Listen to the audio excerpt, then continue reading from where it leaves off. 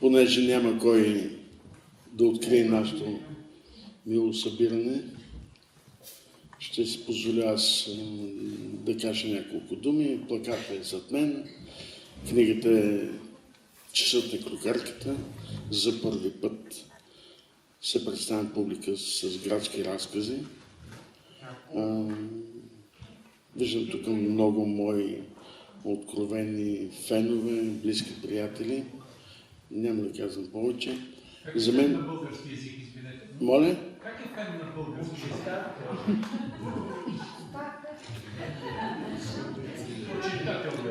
Приемам забележката и се извинявам на аудиторията. Аз самия съм радетел на чистотата на езика, много често правя забележка, зато и приемам толкова лесно.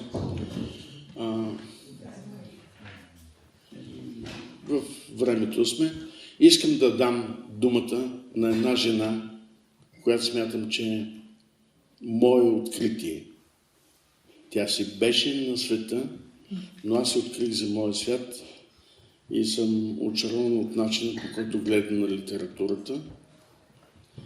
Не само защото е представила 2 пъти мои книги, а защото аз съм ходил много пъти, където тя лиска менчето с водата на други подобни произведения и съм очарован от начина, по който говори за литературата. До мен е София Бановска. Здравейте!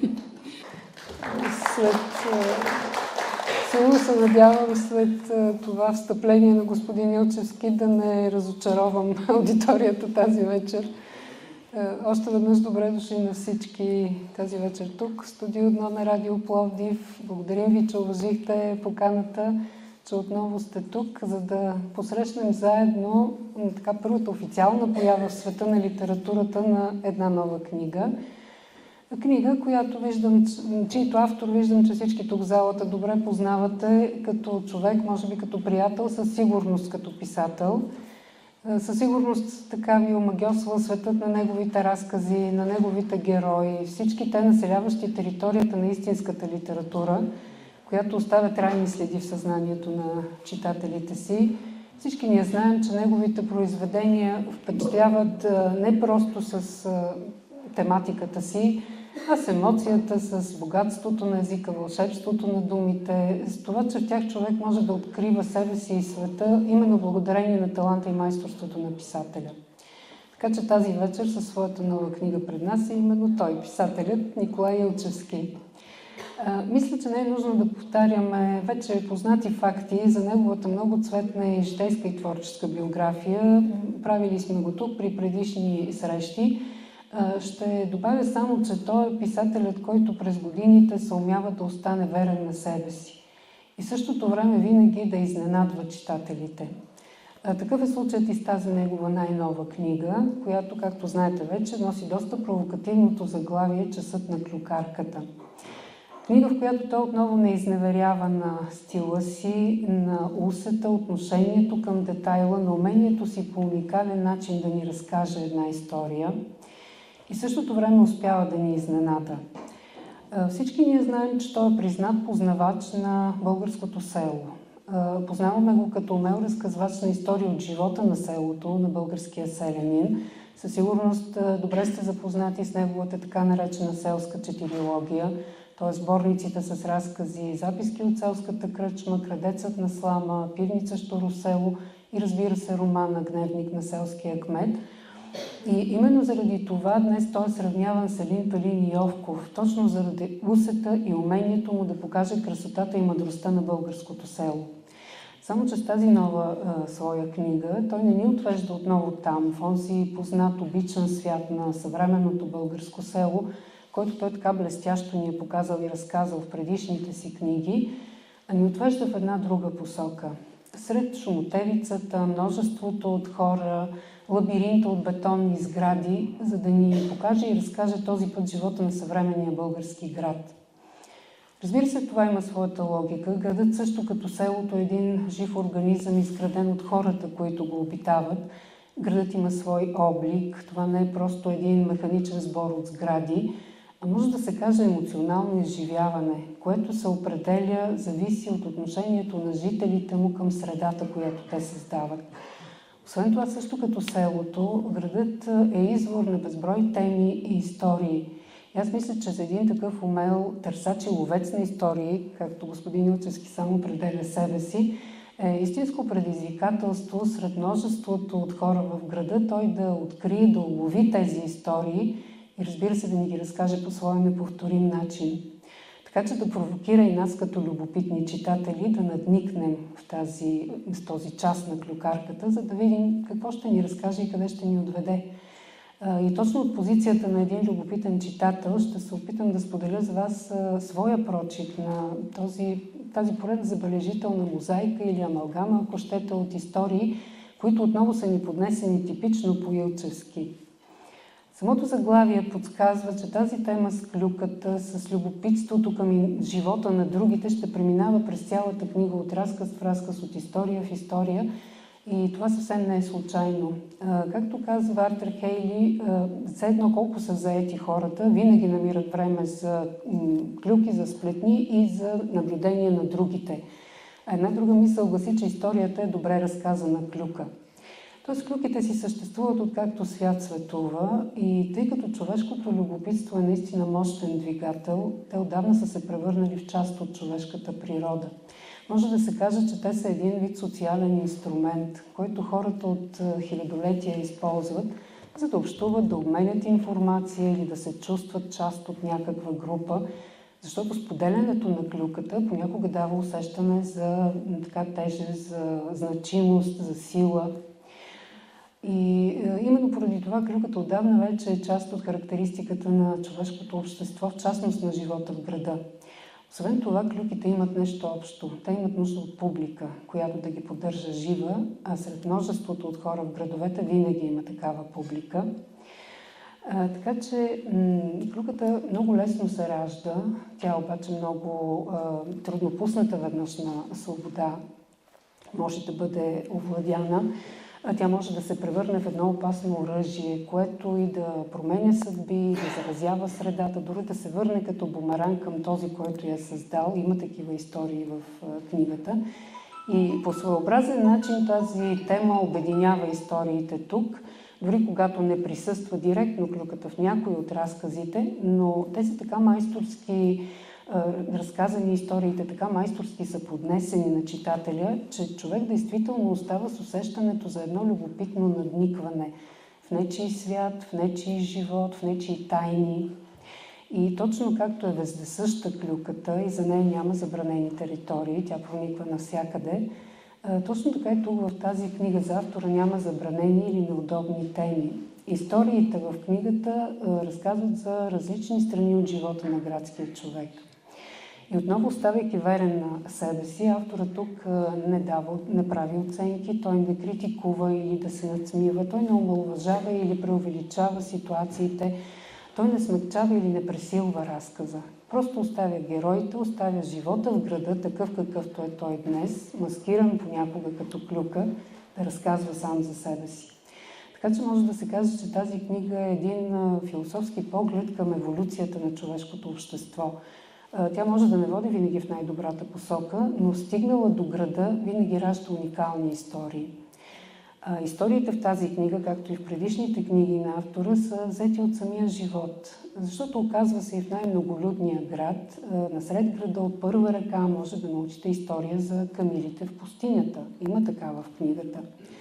Героите отново са типичните герои на Николай Илчевски. Те са си чешити, те са интересни, оригинални, различни, цветни. Те винаги могат да изненадат читателя с нещо. Като да речем един каменоделец, който пие, държи се скандално, така изглежда грубоват човек, а се оказва, че обича да чете световна класика. Или един друг от героя на едноименния разказ, всъщност, Часът на клюкарката, тих, незабележим, неконфликтен човек, който изведнъж решава сам да пусне срещу себе си клюка за несъществуващите си любовни прегрешения, защото смята, че по този начин ще се впише в средата, която иначе го игнорира, защото е различен. Историите тук в книгата се развиват в различни градове, по-малки, по-големи, понякога самата история подсказва кой е градът, но по принцип градовете не присъстват тук със своите наименования и аз мисля, че това не е нужно, просто защото всички те могат да бъдат обединени под общото градът. А градът са хората, които живеят в него. Така че тук градът е една метафора на човешкото общество. Още в началото на книгата авторът ни посреща с едно сравнение между селото и града, което е напълно логично и закономерен преход от темата на предишните книги към темата на настоящата книга. Сравнение, което касае промяната у хората, които сменят селото с града. Промяна в мисленето, в погледа към живота, към света, към другите. Да, сравнението е поднесено с много чувство за хумор, много е забавно за четене, но в същото време е много въздействащо. Защото човек осъзнава, че градовете действително притежават някаква мистериозна двойственост, за която говори автора и която като че ли не забелязваме в ежедневието си. От една страна за всеки от нас неговият си град е нещо лично, частно, свещено, ако щете. От друга страна градовете са нещо публично, общодостъпно, понякога в някои случаи в известен смисъл дори вулгарно. И всички ние живеем в този парадоксален свят. Така че още тук читателят си дава сметка, че независимо колко забавни могат да бъдат историите, разказани по-нататък в книгата, той трябва да мисли по-дълбоко върху тези противоречия и истини, които съжителстват в рамките на този парадокс. Естествено, още от следващите страници авторът ни предлага точно такива парадоксални истории на хората, които живеят в града. Град, който обединява в себе си различни хора, като истинско вавилонско стълпотворение, хора, които животът е довел тук на едно място по едно и също време. Те притежават едни и същи човешки страсти, емоции, проблеми, желания, но в голяма част от времето, като че ли говорят на различни езици, там, където има много хора, се оказва, че те почти не се разбират. Губи се някъде нишката на комуникацията между тях. И това е един от парадоксите, разбира се, на градския живот. Града, който събира в себе си различни светове, различни гледни точки. Техен изразител са хората, които оживяват този град, които всъщност превръщат бетона в дом. Но понякога, четейки книгата, човек започва да изпитва една лека носталгия към онзи предишния свят на селото, защото се оказва, че този градски дом е твърде различен от оня там селския. Тук много неща се променят. Тук, както се изразява авторът, дори звездите като че ли създават свой различен свят. Тук ги няма живите звуци на селото. Не ви събужда жизнеутвърждаваща песен на петела, звук от подритната празна консервна кутия или война сирена. Само че тук ги има хората. Да, тук хората се раждат, срещат, влюбват се, събират се, изневеряват си, разделят се. Тоест в града присъства цялата палитра във всички човешки страсти, емоции и пороци.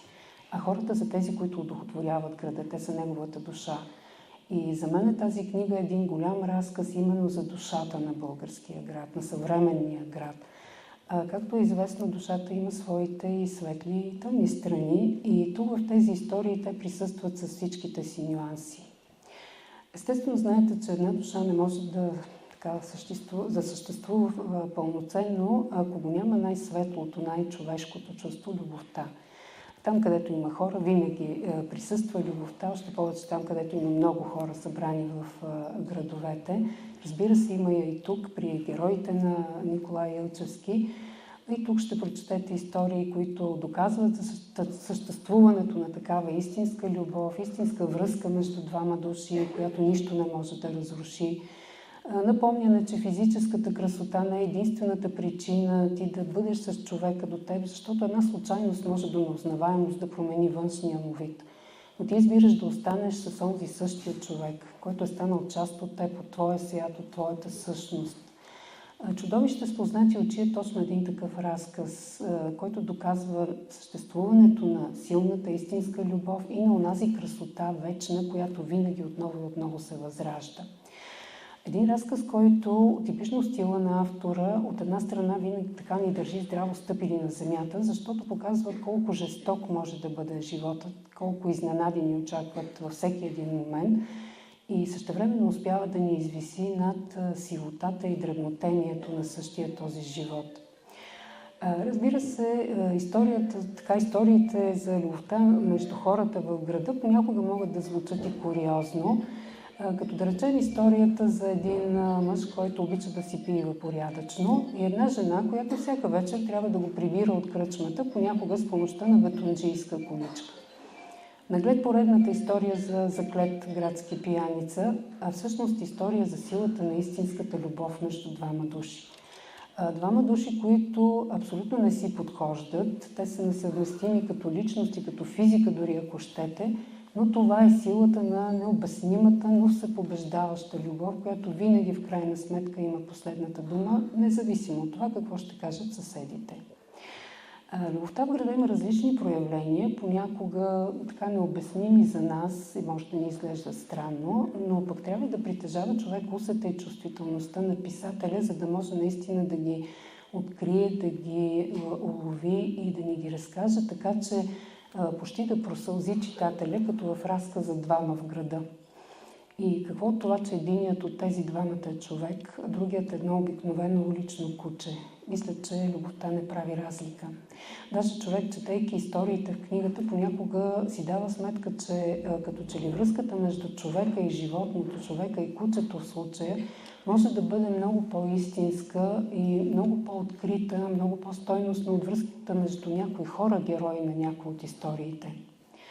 И като казвам, че любовта има различни лица и проявления, естествено имам предвид, че една част от историите тук така да разказват за чисто физическото ниво на общуване между хората, т.е. сексуалното общуване, което си е нещо нормално, естествена част от човешкия живот. Още повече, пак казвам, там, където има много хора събрани на едно място.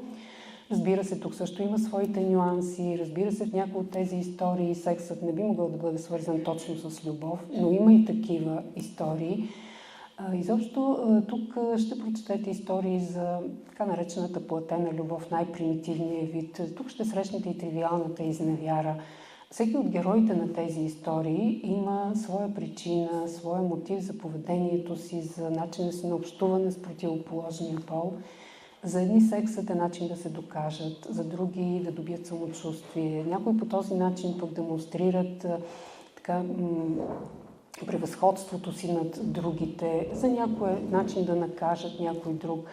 Тук има много младежки, много студентски истории. Явно за младите хора пък това е начинът да се докажат като свободни личности в света на възрастните, вече без ограничения, без правила. Разбира се, има и герои, за които сексът е просто начин да избягат от самотата и от един вид обезличаването сред градската тълпа. Така че във всички тези проявления на всички страни, разновидности на общуването между хората в живота присъстват и тук в книгата. Естествено, градската душа притежава и своите сиви и тъжни нюанси. Тук ще срещнете и самотниците в града, хората, които обществото е отхвърлило, забравило. Това може да е кварталния пияница, който не винаги е бил пияница, може да е едно изхвърлено на улицата като непотребна вещ, вече остаряло куче. Няма значение. Фактът е, че градът е взел от тях това, което му е било нужно и вече ги е загърбил, като станали излишни. И всъщност те вече са двама непотребни мъже в града, каквото е заглавието на разказа. И всеки носи собствената си самота сред безразличието на заобикалящия ги свят. И като казах безразличие, наистина понякога човек осъзнава, че с това презастрояване, с това презаселване на градовете, като че ли се циментира не както се казва средата около нас само, ами в някакъв смисъл и чувствителността у хората. Притъпява се чувството за съпричастност, за съчувствие към другия до тебе, емпатията у хората и на тяхно място се настанява отчуждението и именно безразличието. Тук има един разказ озаглавен "Терористите", в който попадаме на група възрастни жени, възрастни дами, на които това настъпление на високите бетонни блокове, на гъмжилото от автомобили, отнема живота, отнема спомените им. То не само буквално отнема къщичките с градинките, с цветята, с вишните, с дърветата по улицата, но променя цялата атмосфера, в която те са създавали семейство, отглеждали са децата си. Дори ако щете, както казва автора, тези високи сгради отнемат и слънцето им.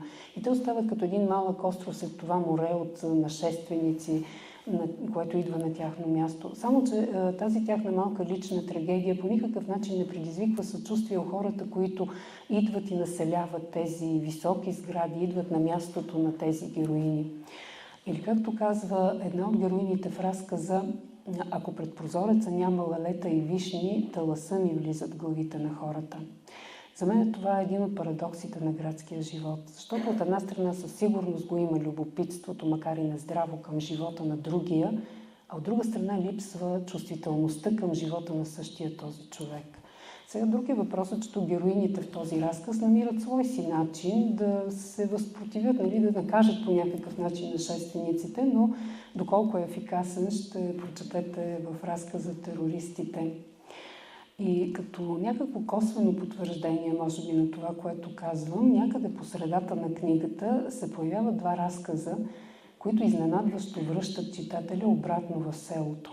Едното почти обезлюдено, останало с двама жители, възрастни мъж и жена, които живеят в двата края на селото. И тази жена, разбира се, така жадно чака всеки появил се събеседник, за да научи какво се случва по света, в съседното село, оттатък планината и да го сподели с другия жител на селото. Другото село има своите жители, които имат желание, умеят да общуват с другите, с света. Там има и чужденци, там е дома на родопската гайда, там има и музика. Тоест тук има също интересът към света, само че той е искрен, той е различен от това нездраво любопитство в града. Дори героинята на един от разказите, тази възрастна жена, авторът нарича не клюкарка, а любопитка. И тези разкази като че ли идват да напомнят, че тези хора там в селата са същите онези българи, които живеят и в градовете, само че там поставени при други условия, те вече се променят. Променя се мисленето им, погледа им към света, много неща. Дори ако щете, те губят способността, искам да използвам пак един израз на автора, да забелязват пшеничените звезди над себе си. Тоест, колкото са еднакви хората в чисто човешките си проблеми, преживявания, емоции и нататък, толкова са и различни в тяхното проявление. До такава степен средата има влияние върху всичко това. Аз не знам дали това е умишлено търсен ефект, този контраст при сравнението с двата свята, но според мен е на лице и действително кара читателите да се позамислят.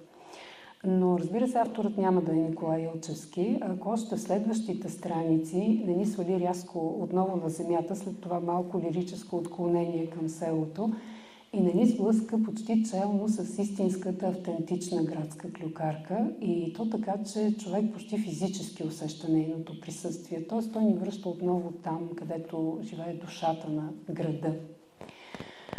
Казах вече, че в града, споменах може би, че в града живеят представители на различни социални слоеве, на различни групи от обществото, включително и тези, които същото това общество обикновено поставят дъното на социалната стълбица.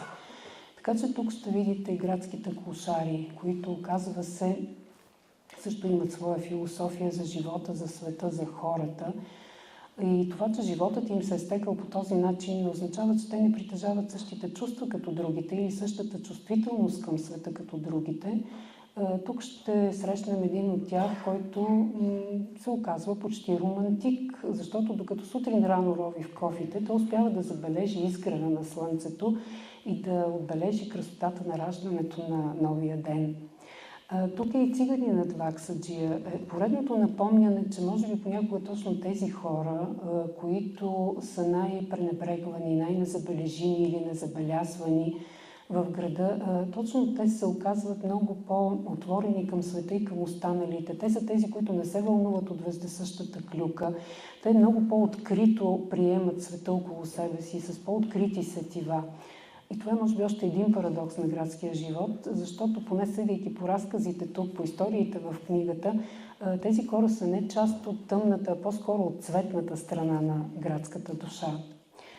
Но тъй като писателят постоянно ни води ту към едната, ту към другата страна, разбира се, тук има и истории, след които у читателя остава така един горчив привкус, защото те напомнят, че понякога душата на града има и кални оттенъци. Защото те разказват за ситуации, които всички добре познаваме, в които човек се оказва до такава степен притиснат от обстоятелствата, той се поддава на натиска, така че прави компромиси със собствената си съвест. За мен особено така въздействащ в тази посока беше разказа "Мръсен репортаж", в който автора поставя като герой в историята един журналист, представител на тези журналистически среди, които обслужват интересите на властимащите или изобщо нечии интереси, които не практикуват достойно професията си, а са в служба на някого. И другия герой е една улична проститутка. Мисля, че тук аналогията е повече от очевидна. И така наистина едно тягостно чувство остава от читателя, докато чете разказа, защото от една страна всички знаем, че такива ситуации има навсякъде в различни сфери, далеч не само в журналистиката. Има такива хора, принудени, за да получат хонорара си, парите си, да приемат едно такова положение. Но от друга страна знаем, че това пък е въпрос и на личен избор. А този герой тук в разказа, който е едно дребно колелце в цялата машина, той е просто изпълнител на това, което другите искат от него, той всъщност е приел да бъде в това положение, приел е да прави компромиси със съвестта си. И за мен е най-важното, което ни показва този разказ, е до каква степен това положение може да предизвика от човека, да промени отношението на човека към самия себе си. Защото тук се усеща в целия разказ едно отвращение, омерзение на героя към самия него. Именно заради това, което е принуден да прави. И много майсторски тук автора разказва тази история, много майсторски ни показва чувствата на героя. Една част от историята, от разказа тук обхваща чисто, така разказва за чисто сексуалното общуване между двамата герои, но дори тук, за разлика от други истории на такава тема, четейки текста, човек изпитва усещане за нещо отблъскващо, нещо наистина омерзително. Тоест отново автора показва умението си не просто да ни разкаже една история, а да вкара читателя в нея, да накара читателя да чувства и да мисли заедно с героя. Просто още едно доказателство за неговото майсторство. Но за да преминем към малко по-светлата страна, да, тук в града всички знаете, съжителстват различни поколения. Хора с различен начин на живот, различно мислене, различно възпитание, различни познания. Но този конфликт на поколенията понякога може да бъде и забавен. Като да речем историята на една баба тук в книгата, която трябва да намери общ език със своите 4 внучета, с които трябва да съжителства известно време. И всъщност те реално обитават различни светове. Мисля, че всички виждаме това в реалността. Но за чест на нашето поколение на бабите трябва да кажа, че тя намира изход от ситуацията и ще прочетете за това в разказа "Вещицата". Свой светъл штрих в общата картина внася и един ученически спомен, например, в разказа "Трънка", с това особено усещане за топлота, общност, приятелство, което като че ли никога повече в живота не се повтаря. Може би защото после в забързания ни градски живот на възрастни някъде по пътя губим тази чистота и искреност на детството. Със сигурност ще се усмихнете от историята за една война на целувки с червило. Отново война между енергията, фантазията, креативността, бунта на младостта срещу консервативното, така закрепостено, закостеняло в рамките на сухите правила мислене на възрастните в разказа "Огледалце". Изобщо с уникалното си чувство за хумор, с умението си да гледа и на света, и на другите, и на себе си, дори с леко намигване, автора действително успява да ни покаже и светлата страна на градската душа, да ни развесели с редица истории, като да кажем история с недоразумение с една несъществуваща снаха. Един конфликт между две култури, два свята, всеки със своя менталитет, който се случва в един пловдивски ресторант по времето на социализма. Една история с главни действащи лица: баба, дядо, внучка, кокошки, греяна ракия.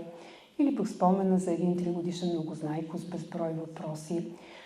Тоест, ако трябва да обобщя всичко това, което казах преди, че в града присъства цялата палитра от човешки емоции, страсти и пороци, важи и за книгата.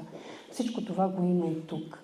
Да, всички ние сме жители на град и може би мислим, че познаваме живота на града си, но поне за себе си мога да кажа, че се оказва, че доста страни от градския живот не познавам.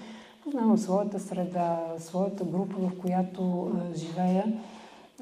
Но авторът тук ни показва ситуации, с които може би така, никога повечето от нас не биха се сблъскали в реалността. Срещани с герои, с които също живота може би не би ни срещнал очи в очи. Така че имаме нужда наистина от усета на един опитен ловец на истории, от умението на един опитен разказвач на истории, за да може през неговите очи ние да видим всички страни от живота на града и да видим дори това, което може би в ежедневието си в никакъв случай няма да забележим. Много важно е да спомена и това, че както с всичко написано до тук, така и с тази своя книга, автор задава много теми за размисъл, само че никога не дава готови отговори. Той винаги оставя читателя да осмисли сам прочетеното, да си направи заключенията, изводите, да си намери отговорите и дори ако щете да си извлече поуката. Защото всяка история тук, дори тези, които биха скандализирали някой читател с езика или поведението на героите, дори тя носи своята поука. Просто защото тук в тази книга са събрани истински истории, взети от истинския живот на истински хора, и разбира се, разказани от истински талантлив писател. Искам да обърна внимание върху още един детайл в книгата, който на мен много ми допада. Често след заглавието на разказите има ни кратички текстове, въвеждащи читателя в съдържанието. Понякога в 2 изречения тези текстове могат да предадат съдържанието на разказа. Но понякога те са малко по-дълги, съставени от много кратки фрази като сентенции, и сами по себе си тези кратки текстове са едни съвършено завършени миниатюрни разказчета. В някои случаи те носят основното послание на разказа. Много често карат читателя наистина да се замисля върху това, което съдържат, защото те съдържат много житейска мъдрост. И те са един вид бонус към читателя, заедно с останалото съдържание на книгата. И разбира се, поредното доказателство просто за майсторството на автора. А мога да кажа, че цялата книга е поредният подарък за всички ценители на стила на Николай Илчевски, на неговия така изкрящ, цветен, цветист, много често език. Пак казвам, може да има читатели, които са провокирани от езика на някой от героите, но, както казваше един много уважаван от мен на времето преподавател по български език и литература, ученици в български език забранени думи няма. И тук автор отново доказва умението си така виртуозно да борави с всички думи от българския език, което си е негова запазена марка и което е една от причините всички ние с нетърпение да разгръщаме всяка негова следваща нова книга. Аз мисля да не отнемем повече от времето тук за разговор с автора. Трябва да чуем и него, разбира се. Това, което споделих с вас, е част от моя прочит. Искам да уточня, защото наистина не може тук да обхванем цялата книга. Не знам до каква степен съм успяла да ви въведа в духа и настроението на книгата. Дори не съм сигурна, че това, което аз съм видяла и прочела в тази книга, е това, което автора е вложил в нея и искал читателя да види. Но мисля, че и друг път е ставало дума. Когато книгата попадне в ръцете на читателите си, тя вече не принадлежи на автора и всеки има право на свой собствен личен прочит. Така че със сигурност тук ще откриете истории, някои от които ще припознаете като свои. Ще срещнете герои, някои от които ще запомните заради техните човешки истории и съдби. А самата книга е истински калейдоскоп от точно такива истински човешки истории, съдби, характери. И точно както калейдоскопът чрез огледалата си отразява и пречупва и отразява светлината през цветните си стъкълца, точно така и тази книга със всеки следващ разказ, история, образ, събитие, случка постоянно допълва, обогатява, постоянно осветява и отразява унази много цветна, много сложна и вечно променяща се картина на градския живот. Да, животът в града винаги се променя, защото казахме, той е един жив организъм. И в същото време градът винаги запазва своята цялост, просто защото ги има хората, има я душата на града. Или както казва авторът, мястото се нарича град. Не знам защо. Може да е лабиринт, циментова кутия, поселение, но там, където има хора, винаги ще има истории. Така че, уважаеми госпожи и господа, надникнете с любопитно око в историите, които ще ви разкаже клюкарката. Аз ви пожелавам приятно четене и мога да ви гарантирам едно наистина много емоционално пътуване сред нюансите на градската душа. Благодарение на таланта на автора, разбира се.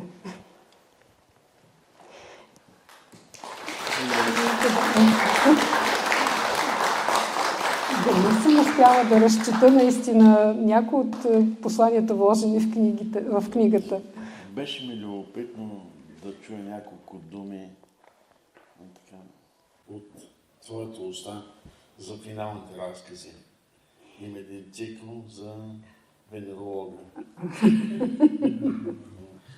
Ако се подготвяме, ако се допуска. Това си е просто една, не знам, история от живия живот, в крайна сметка част от живота. Не знам, може би точно други разкази, може би повече са ми грабнали вниманието, но разказ, който, разбира се, си има своя принос в книгата и естествено не случайно, вероятно, е избран за финална история на книгата. Ами това е историята на един венеролог, софиянец, разкритен, разчупен, опрян с 20 крака на земята, професионалист от всякъде, но груб човек, невъздържан в квалификацията си, който бива интерниран, в крайна сметка след купища дисциплинарни наказания, в един град като Разград. Това е преди 35 години, когато обществото е друго, хигиената е друга, медицината е друга и той се сблъска там с практиката си, с неща, които е изучавал по медицина, но като теория ги изучава, там ги вижда в живота.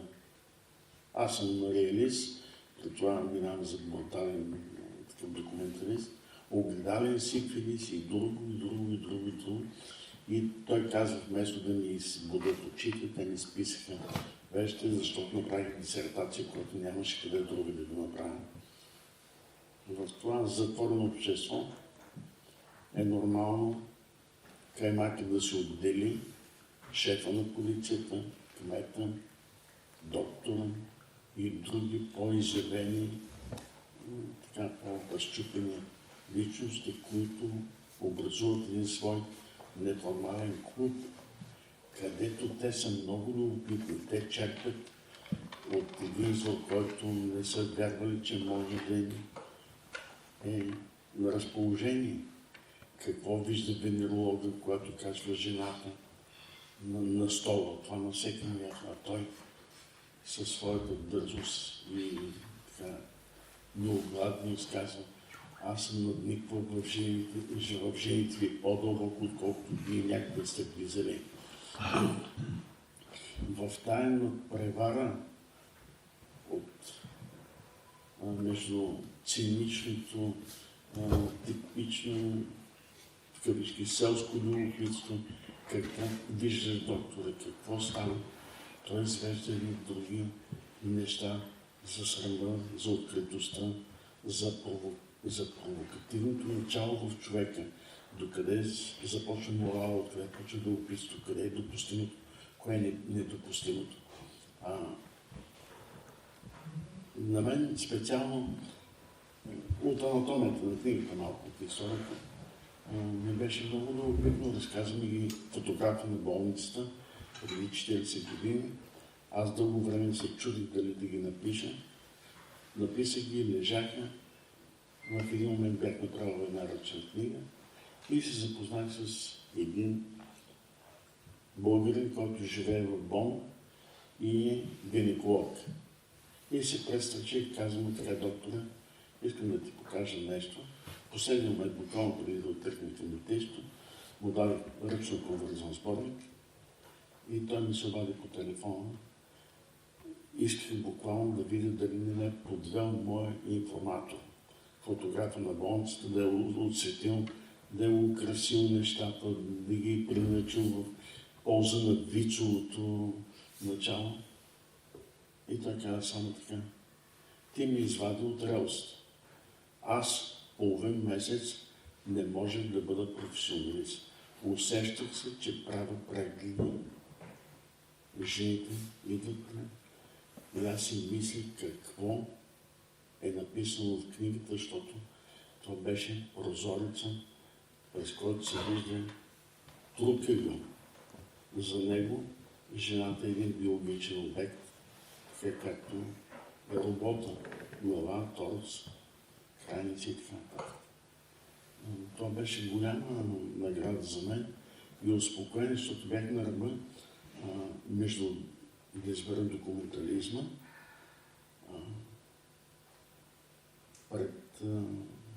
т.е. да избера морала, псевдоморала, да се свие. Това не е допустимо, това не е хубаво, какво ще се помислят хората, и да погреба едни хубави истории.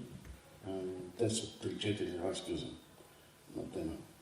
на тази тема. Обществото там, в този разград, го наричат доктор Утков, спестявайки една съгласна от името му. Но това за мен беше много познавателно, кога аз ще отида да бъда клиничен работник или някакъв друг. И не заради анатомията, сега има толкова филми след полунощ, вече няма и времево ограничение, кога да бъдат тези филми, където може да се радваш на плът и различни гледни точки, а да ги видиш пречупени през един човек, който е приел човешкото тяло за своя професионален пластилин, така както скулптура работи с глината и с восъка. Да, беше много интересно. Благодаря на София, че не ме наряза с малкото или голямо мачете за тези разкази. Може би ще го направя в частен разговор. Но аз избрах това. Да разказвам истината, така каквато. Надявам се да не съм прекалил с натурализма. На крайна сметка животът е многолик и е хубаво да присъства в книгите, защото спестяваме неща, които всички знаем в реалността, а тук те са поднесени майсторски, в крайна сметка не така. Не става въпрос наистина за нездраво любопитство, наистина за майсторството на човека да ни въведе дори в интимния свят на хората. Не всеки може да го направи и читателите мислят, че го оценяват. Още едно оправдание да кажа. Аз съм американист по душа. Читам много автори от Атак Океана, но за мен големият човек, той почина преди 10 години, Норман Мейлър, уникален с 2 Пулицера. Той участва във Втората световна война на Тихоокеанския фронт. Когато се връща от войната, когато се уволнява, той не е писател, решава да пише за таблоидите някакви разкази и пробива в това. Тогава и заради средства решава да напише романа "Голите и мъртвите". Това е неговите впечатления от Втората световна война, дебаркирането на японските острови. Книгата беше обявена за най-добрата книга за Втората световна война извън съветската литература. Тогава, когато беше издадена, аз за първ път четох, беше така, защото липсваше патетиката, с която сме свикнали. Войната бяхме свикнали да се разглежда през една призма така на еуфоричните победи, настъплението, знамена, цветове на отбрани настъпления, където се виждат анимиране на екрана, а Норман Мелър я показва от чисто човешка страна. Той те кара на кораба да един голям крайца с 800 войника, които са акустирали, които са на драйв дълбоко в морето и знаят, че на другия ден ще участват в опустошителна атака срещу фанатично укрепен японски остров. Няма такива кръвопролитни боеве, освен към Сталинград. И всеки знае, че този ден ще му бъде последен.